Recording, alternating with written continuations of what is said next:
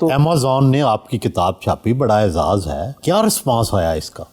बड़ा अच्छा रिस्पांस था। और मेरा जो पहली किताब थी, मुझे याद है, वो एक जापानीज़ हैं, उन्होंने ली थी।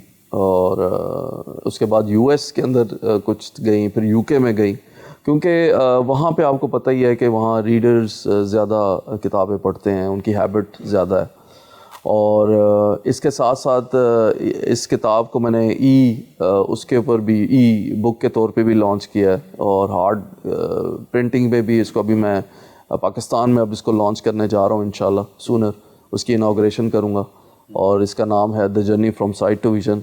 ये मेरी पहली किताब थी और इसने मुझे बड़ा कॉन्फिडेंस दिया। इसमें मैंने सारी अपनी लाइफ स्टोरी भी लिखी है, इंस्पिरेशन ये बुक है। पाकिस्तानी सियासत कैसी लगती है? पाकिस्तानी सियासत को मैं बड़ी न्यूट्रली देखता हूँ, और मैं पॉलिटिशियंस को और उनके जो काम है या उनकी जो विजन्स हैं उनको असेस न्यूट्रली करता हूँ।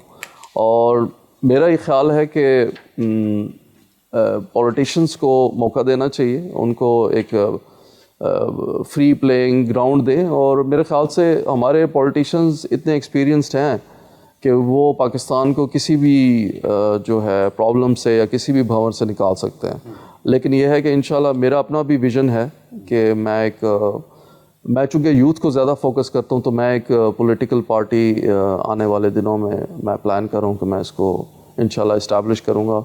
और उसका नाम भी मैंने उन्हीं नौजवानों को देख के रखा है कि पाकिस्तान तहरीक नौजवान उसका नाम प्रॉपर्ली होगा, जो बेसिकली यूथ के प्रॉब्लम्स को देखेगी और यूथ को लेके चलेगी, उनके विजन को लेके चलेगी। हर बंदे की एक इमोशनल साइड भी होती है, जज्बाती साइड भी होती है।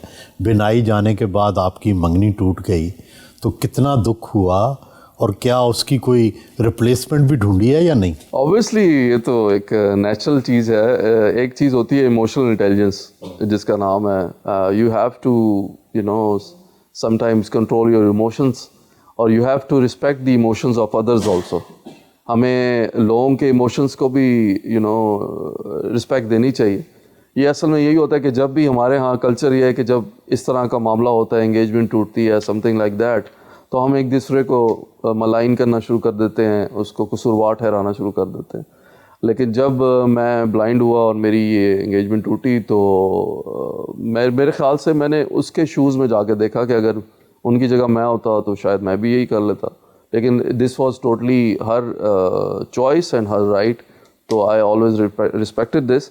इमोशनल, ज़ाहिर है इमोशंस तो थे, इमोशनल तो मैं हुआ था, लेकिन यह है कि अल्लाह ने फिर करम किया कि I was able to control my emotions. उसके बाद कोई पेशकश हुई, कोई आपका दिल किसी पे चाहा?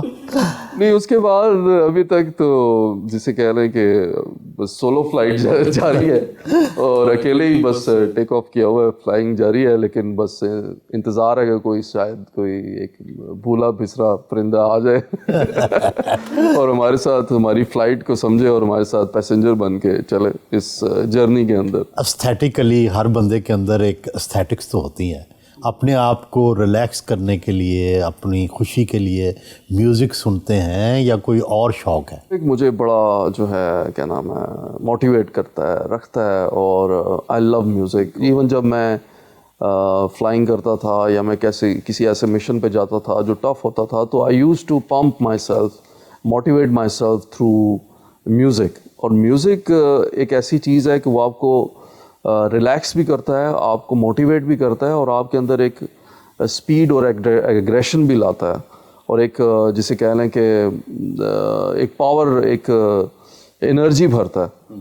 तो मैं इस चीज़ को बड़ा इम्पोर्टेंट समझता हूँ, और मैं इस चीज़ को हमेशा अपने साथ लेके चलता हूँ। कवाली मुझे पसंद है, ज़ाहिर है फ़तेह अली खान। किसकी कवाली? इसमें मुझे फ़तेह अली खान साहब की कवाली, अबू फरीद हो गए, वो ग्रुप है। इसके साथ साथ जो साबरी बरदरान हैं उनकी कवाली, और अज़ीज़ मियाँ कवाल, ये सारे बहुत अच्छे लगते हैं। गज़ल में मुझे जगजीत सिंह बहुत पसंद है, और आई लव हिज वॉइस। उनकी जो गज़लें हैं, मैं बचपन में छोटा होता था तो मैं सुनता था, तो लोग कहते थे यार ये इसके अंदर किसी बुजुर्ग की रूह आ गई है। कौन सी अदाकारा पसंद थी और अब भी उसको देखने को दिल करता है? मुझे याद हैं दीपिका, मुझे याद हैं, वो शी वॉज रियली नाइस। और कतरीना कैफ मुझे याद है, बस ये दो ही मुझे थी। और एक्टिंग के लिहाज से आई थिंक दैट वाज माधुरी। वो शी वाज इंडिया में, पाकिस्तान में तो खैर जिस तरह मोहम्मद अली होते थे, अबू उनकी फिल्में देखते थे तो हम भी देखते थे साथ।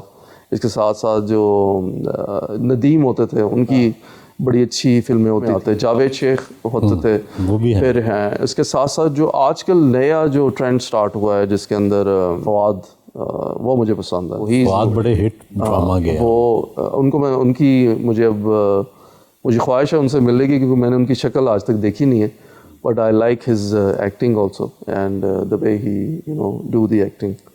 और इसके साथ माहिरा खान है आई थिंक। हर कोई बाथरूम सिंगर तो होता है, आप कौन सा गाना गुनगुनाते हैं? ये तो आपने बड़ी ट्विस्ट मारा है सुहेल साहब। ये तो अनएक्सपेक्टेड क्वेश्चन था, ये तो मेरे जहन में भी नहीं था। एक सॉन्ग है मेरे ख्याल से, वो मैं गुनगुना देता हूँ। हाँ। आवाज़ बिल्कुल भी अच्छी नहीं है, नहीं, लेकिन चले मुझे अच्छा लगता है।